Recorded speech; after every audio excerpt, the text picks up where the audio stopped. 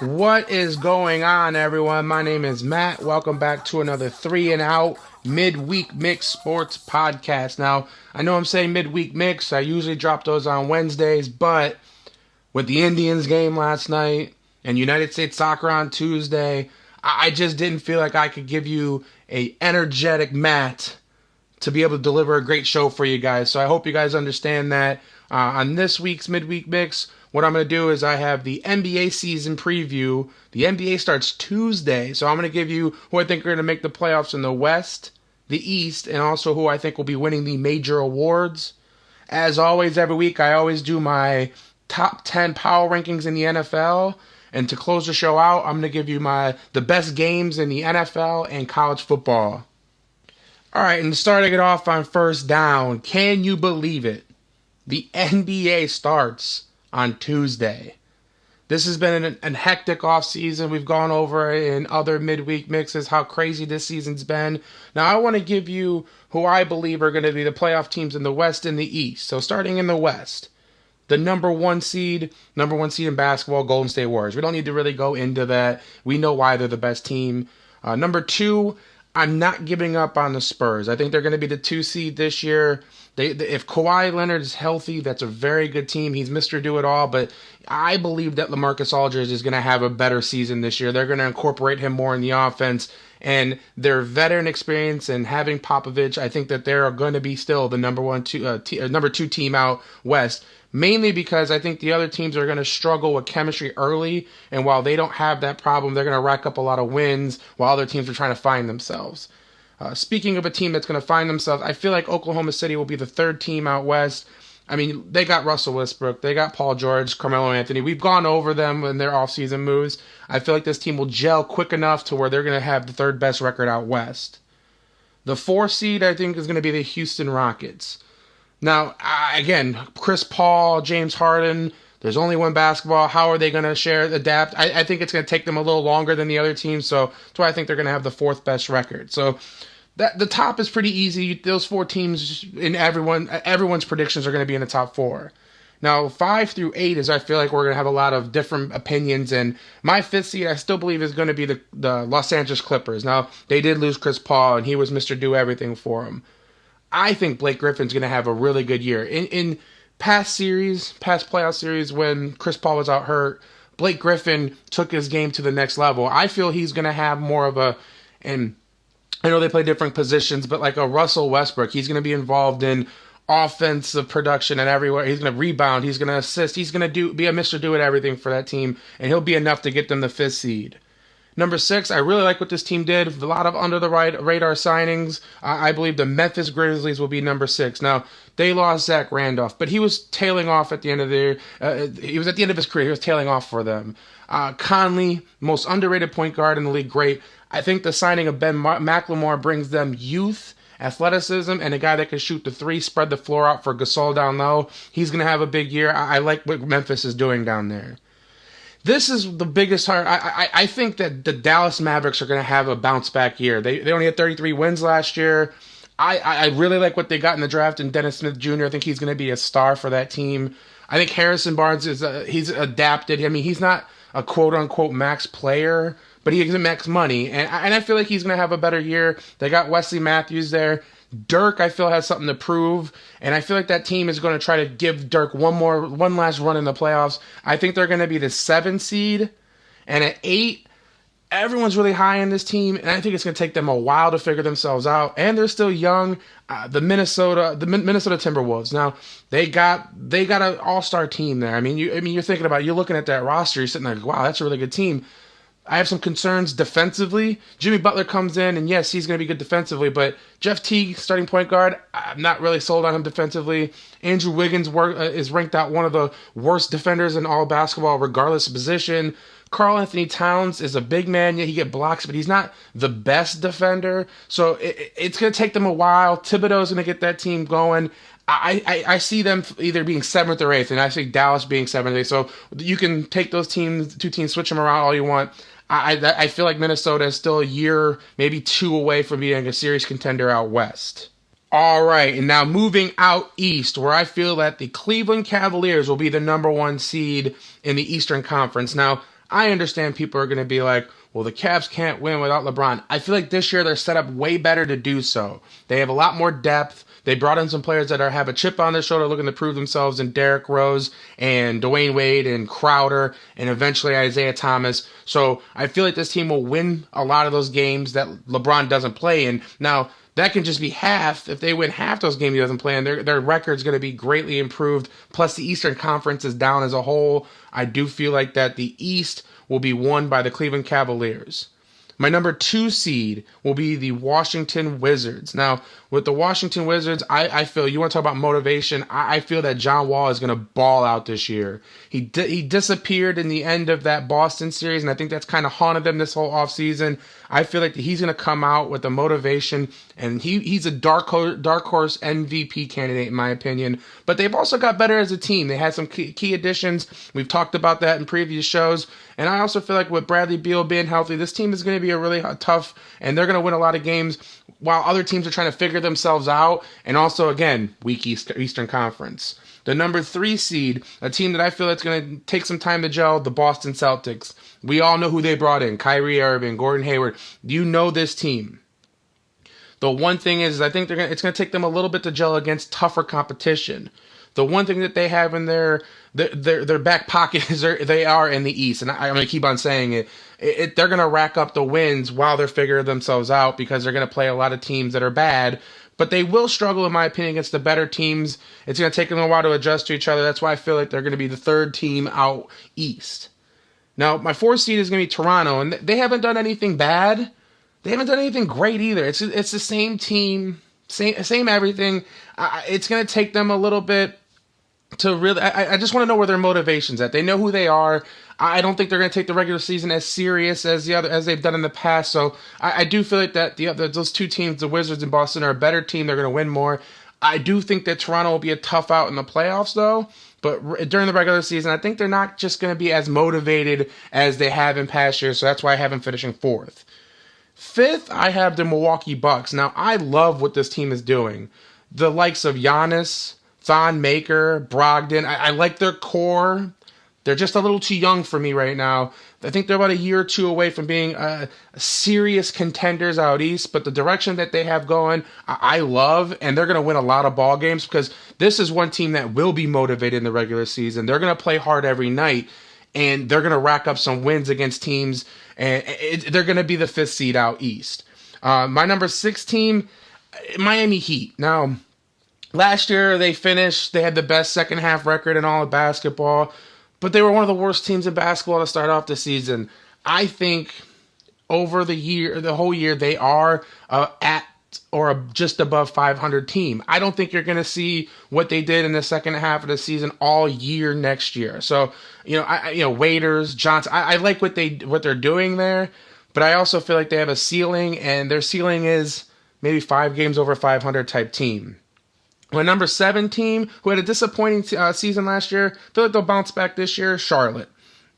No reasons why. I feel like there's got to be some, the Bulls aren't going to make the playoffs, and the Pacers may not make the playoffs. And so I feel like there's going to be some teams that fall, and I think that Charlotte, Kemba Walker, really good player, they're going to be a team that takes advantage of that and sneaks into the playoffs at the 7 seed. Now, my 8 seed, I have some conditions. If Joel Embiid is there all year, the 76ers will be the 8th seed in the NBA and the Eastern Conference. If he gets hurt and he's not playing, then I feel that the Detroit Pistons will be the 8th seed. So I like what Detroit did, getting Avery Bradley. They have Andre Drummond, so I like their core team there. But if the 76ers have Joel Embiid for the whole year, they're going to win some games. I think they're going to have one of the biggest turnarounds. But if he gets hurt first month in, second month in, I don't know if Fultz, Ben Simmons, JJ, I love the addition of JJ. I don't think that team can win games. I think if Embiid is there and he's getting 22 and 10, because he can do that in a half most games, I feel like that the 76ers will make the playoffs if Embiid is there. So those were my predictions for the playoff teams in the West and the East. I feel like the defensive player of the year, until he doesn't play a full season, is going to be Kawhi Leonard. He's just dynamic on that side of the floor, so I'm not really going to go over much of that.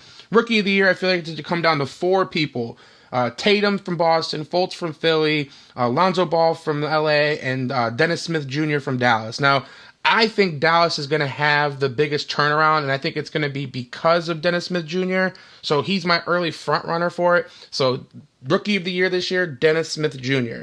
And then my MVP, I think it's a 4-man race between Kawhi Leonard, LeBron James, Blake Griffin, and John Wall. Now, I feel like LeBron is going to be very motivated to go for it, prove his naysayers wrong, and shove it to Kyrie Irving. But I really do think that Blake Griffin and John Wall are going to make extremely great cases for themselves because of what their teams are going to do.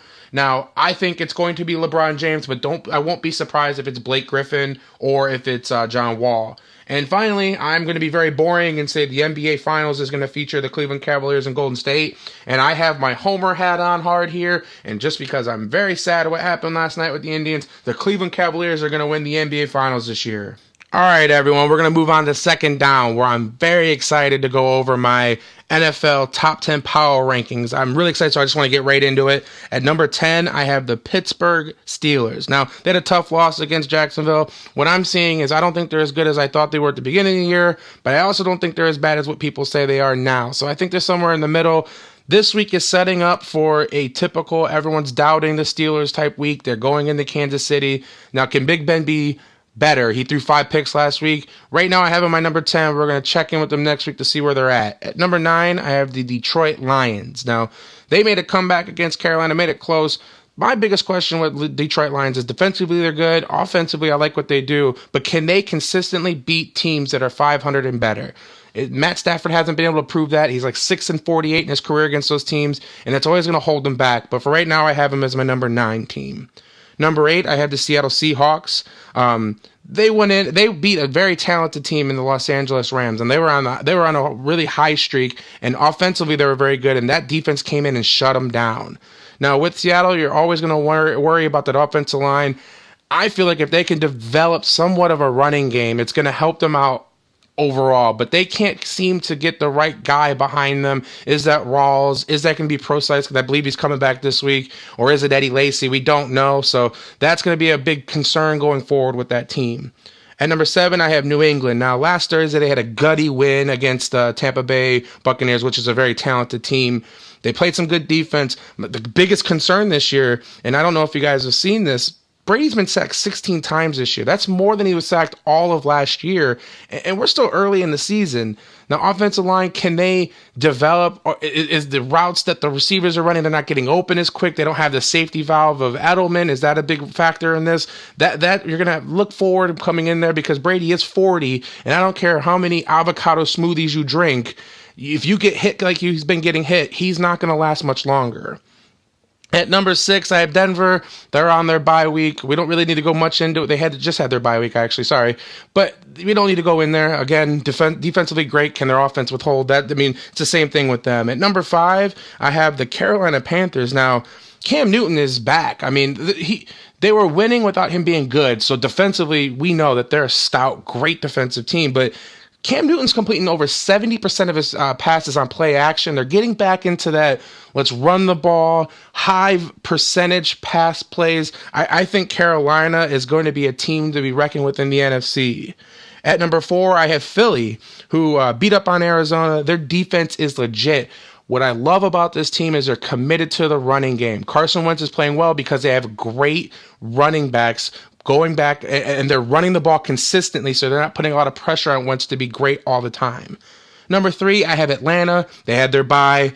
We don't need to go in there high-powered offense. Can the defense hold? We know that. At number 2, I have Green Bay. I'm just going to say 2 words why Green Bay is so good. Aaron Rodgers. He is phenomenal. Led that team in a comeback win in Dallas. I have really high hopes. The good thing is they are starting to get healthy. Devontae Adams didn't miss. I thought he would be out for the season. That hit he had against the Bears, but he came back, was a good presence there in the wide receiver core. Ty Montgomery looks to be coming back this week. Now they got depth at running back. They're getting healthy at the right time, so I feel like they're going to even go further. Number 1 team is Kansas City. I can't say enough positive things about this team.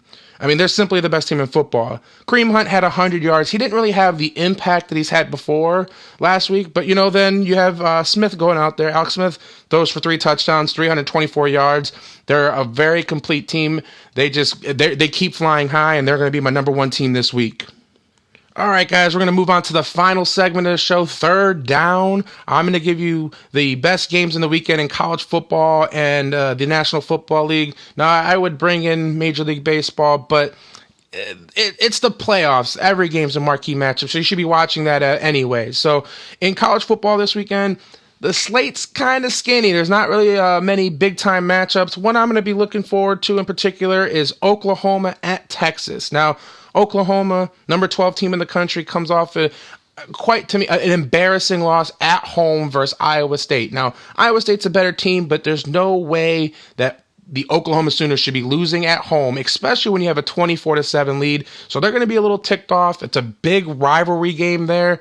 I looking at it, Texas, hot and cold. They're almost beating USC in USC, and then they're getting blown out by Maryland at home. So I feel like that Texas is going to be juiced up. Herman's going to get his boys ready. It's going to be a very entertaining match with Texas looking to get that program starter with Tom Herman there. Obviously, Texas is a name brand. They don't need a program starter, but to try to get that win where Texas is back on the map. So this is going to be a very intriguing and interesting game. My second game of the weekend featuring a ranked team is number 25, Navy. Now I said that Navy at Memphis. And the only reason I really want to watch this game, it's going to be a tale of 2 offenses. Now we all know Navy. They run that triple option. They have some restrictions on their team that they have to uphold, so they can't really get out and you get these beefy linemen. So they have to go out and they have to run a specific offense, and they run it perfect. So the option running attack against Memphis is air raid, throw the ball around. Now the good thing about this matchup is both these teams score a lot of points, but they do it 2 separate ways. Memphis 4-1, coming off. It was an embarrassing game against UCF, but I mean UCF's a really good team, but Memphis just didn't show up and they got blown out. Now I believe Memphis is a little bit better than what they showed last week, and I just want to see the intricacies of the run game versus the pass game. Both defenses are It's going to be a little bit of a high scoring game, but it's going to be done 2 different ways, and I like that. So look out for that game on Saturday. My best non-ranked matchup of the week is Texas A&M and Florida. Now, these are 2 powers. We know them. So it's hard for me to sit here and say that these 2 teams are not known, but I want to watch this game because Texas A&M and Florida both find ways to really lose games and then ways to win games. I mean, listen to this. A&M's losses this year. Week 1, UCLA. That was crazy. They had one of the largest deficits overcome of any game with UCLA ended up coming back and beating Texas A&M. Crazy. And then they lost to Bama, the best team in the country, 27-19. But then their wins, they have Arkansas. They beat Arkansas 50-43 in overtime. That game was back and forth, crazy. What an entertaining game. And then they come back the next week and they beat South Carolina, who is a very underrated team. I like what they're doing, 24-17. And then you have Florida. They look like complete and utter trash team against Michigan when they lost week 1, 33-17. And then they lose to LSU, the team that just lost to Troy, 17-16. But then they win a crazy game at Kentucky, which last throw, and then they go out and beat Vandy 38-24, a very good team. And then who can forget the game against Tennessee where they threw the Hail Mary and won the game? So I think this is going to be a really interesting matchup to see who won't blow the game first and who will go out and win the game second. It's going to be a weird game, but I like those 2 teams. I think A&M will win, but it's going to be a fun game to watch. In the NFL, there's 2 marquee matchups this weekend. Well, there's one today, Philly versus Carolina. Just before this podcast is being recorded, that the game is going on. These 2 teams are mirrors of each other. They have great defenses, good offensive line, good quarterbacks, good running attack. It's a very similar team. They run similar offenses, similar defense. I want to see who's going to come out on top. I feel it's going to be a very close game, probably like 24-21 game. Not sure who's going to win, so it's a really much of a pick 'em there. And then I want to see Pittsburgh at Kansas City. Very interesting game. Now, everyone's counting Pittsburgh out. They just got blown out by Jacksonville at home, where they typically play well against even poor competition. They're a very good home team. On the road, they're usually played down to their competition, but I feel like this time they're going to play up to their competition in Kansas City. Everyone's telling you how bad this Pittsburgh team is and how good this Kansas City team is. I really do believe that this is one of those weeks where Pittsburgh can come out and show to the world why they still are a Super Bowl contender and go out and beat the number one team in the NFL. All right, everyone, that is it. That is all I have for today's show. Now, I'm asking a huge favor from everyone that's listening right now. Go down into the comment section. I want you guys to leave some comments on who you think the MVP of the league is going to be. Rookie of the year.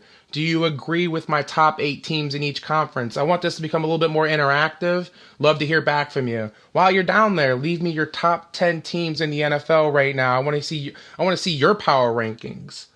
Also, in the comments or in the description below, there's going to be a Twitter link. Go over to Twitter, click a follow. It takes 3 minutes. Please do that for me. So again, that is all I have for today's show. My name is Matt. Those were my 3 topics, and I'm out. Peace!